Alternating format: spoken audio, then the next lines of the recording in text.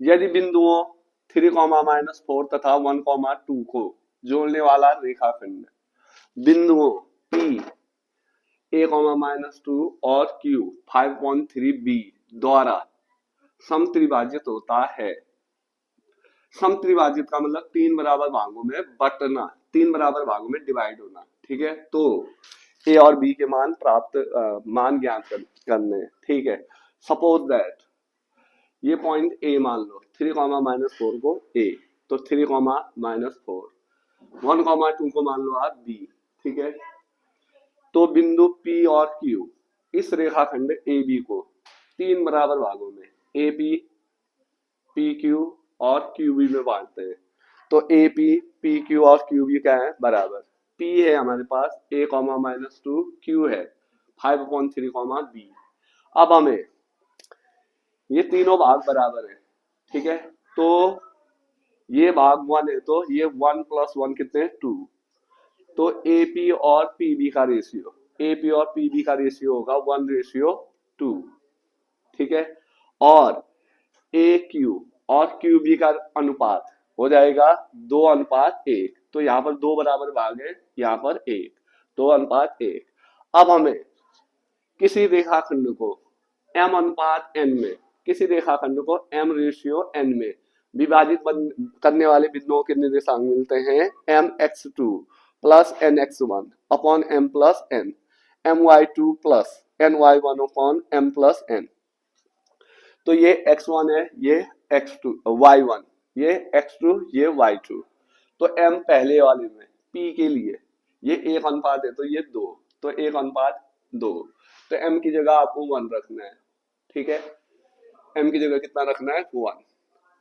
तो 1 × x2 1 + 2 × x1 3 upon m + n 1 + 2 m × y2 2 + n × y1 -4 upon m + n। तो 1 1 जा 1 + 2 3 जा 6/3, 2 - 8/3, तो 7/3 कॉमा -6/3 होगा। ये हो गया -6/3। पॉइंट है हमारे पी के निर्देशांक ये है A, -2।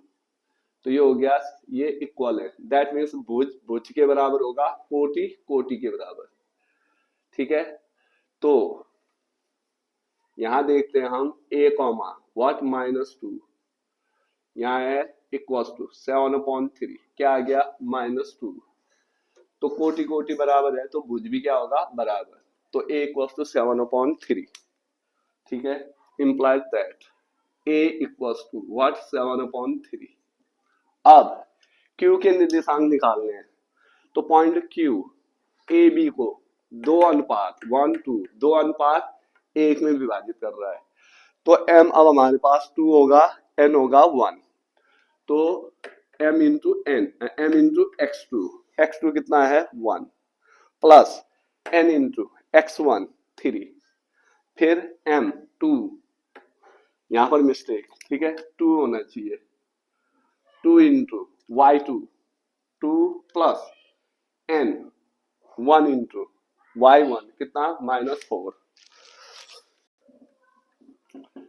तो ये हो गया 2 + 3/3 कॉमा 4 - 4/3 5/3 कॉमा 0/3।